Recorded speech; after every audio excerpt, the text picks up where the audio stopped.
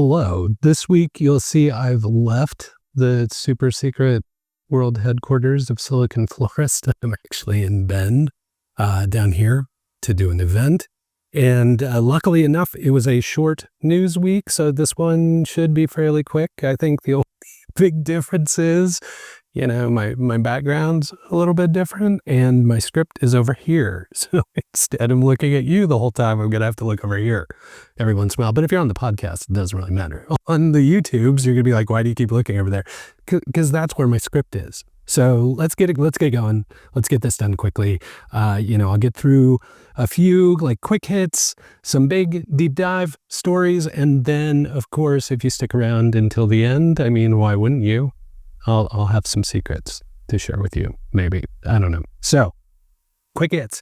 I wanted to remind you that the Foundermental Health survey that I've promoted a couple times is closing on May 31st. So if you're a founder, if you're comfortable anonymously sharing information about how you're feeling, your emotional state, your emotional well-being, your behavioral health, if you're willing to complete a survey to help people better understand what you're going through as a founder, they are compiling this kind of report on founders and their mental health. And, I've talked about it for a long time, how being a founder can be the most stressful and challenging thing that anyone ever tries to do. And I respect how difficult it is and appreciate all the stress that you're going through, but I don't think the general public has a good understanding of that. So if you're so willing, please take the opportunity to respond to the Founder Mental Health Survey.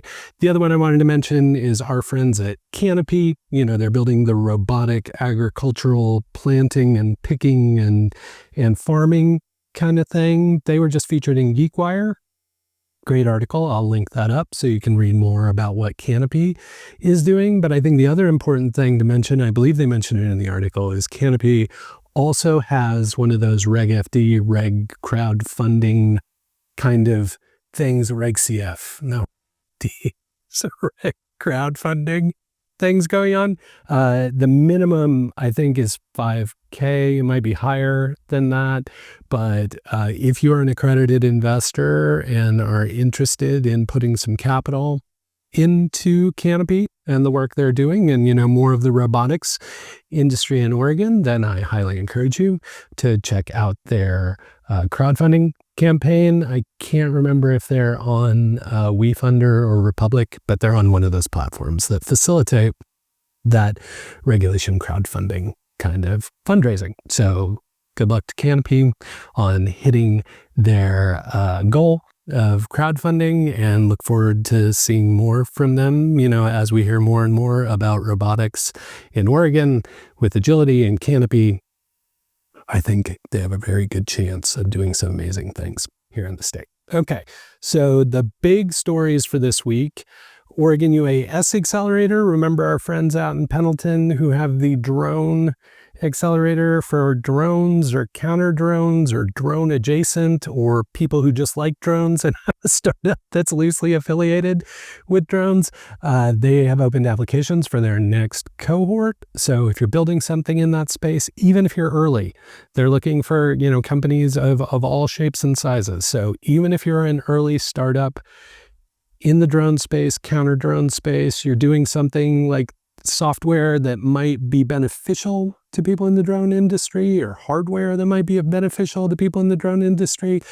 Pilum Humankind Homes was in the accelerator for figuring out ways to build with drones, so to build housing with drones. So any of that kind of drone activity is all fair game. So if you're anywhere in the space, great program, great facility, especially if you're working in drones. The flight facility out there is amazing. So take a chance, put in your application. Maybe we'll see you in the next cohort. Next one, our friend Adam DuVander runs a site called Every Developer. Adam, longtime community member, community organizer. He's the original founder of Demolicious, if you remember that one. Used to help a ton with Legion of Tech and Ignite Portland and all those kind of things. As well as work at a variety of companies. here in town. And way back when, Adam worked for WebMonkey, which was one of the original kind of developer-focused blogs back in the early days of the web. So Adam's been in this game for a long time, supporting developers and developer relations kind of programs.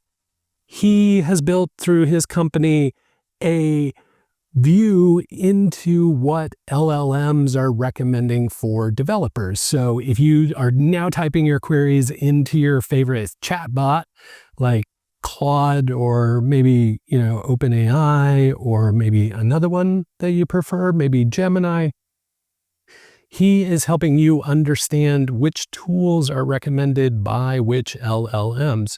And that can be helpful in one of two ways. One, you can see what the popular tools are being recommended by those LLMs. And then I think the other important part is if you are building a tool in the space, you can gain a better understanding for how your competition is being represented or how complementary tools are being represented by LLM. So it's a really interesting look into the world of developer tools and the world of LLMs that, I think 9 times out of 10 these days, people gravitate to chatting with their AI agent or client before going to a more traditional search engine. So really happy to see this built out.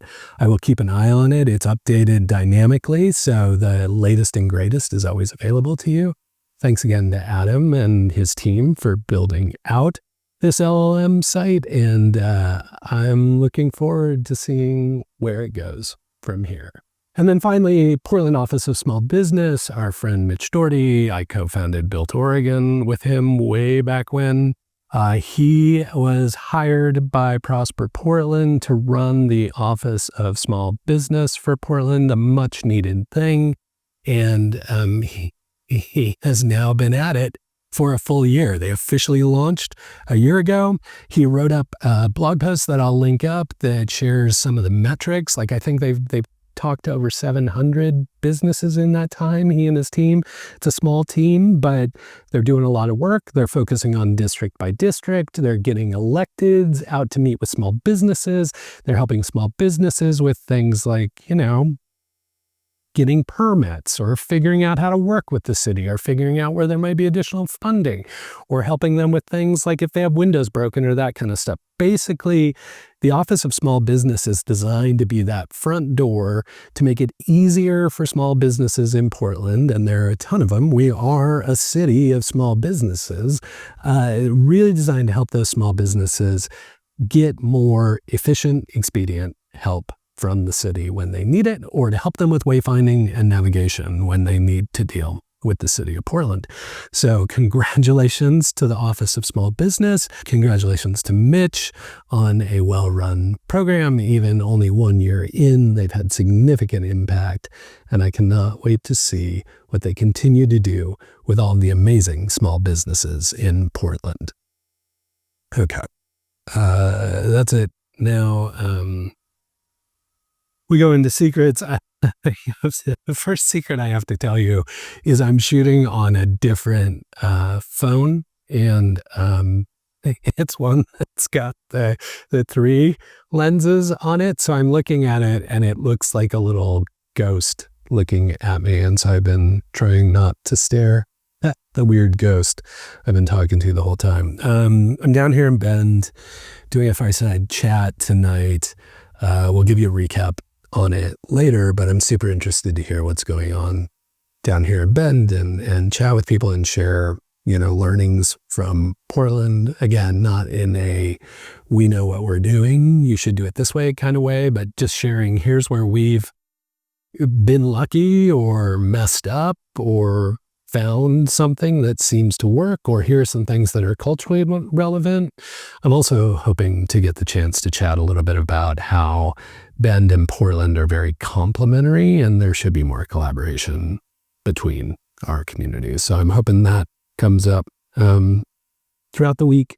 Got to talk to a lot of founders and VCs and stuff. Looking here just to make sure I don't miss anything. Talk to a lot of design people this week. It was interesting. I just had this like swath of like creative and design people who all had scheduled meetings the same week. So that was interesting to hear from all of them.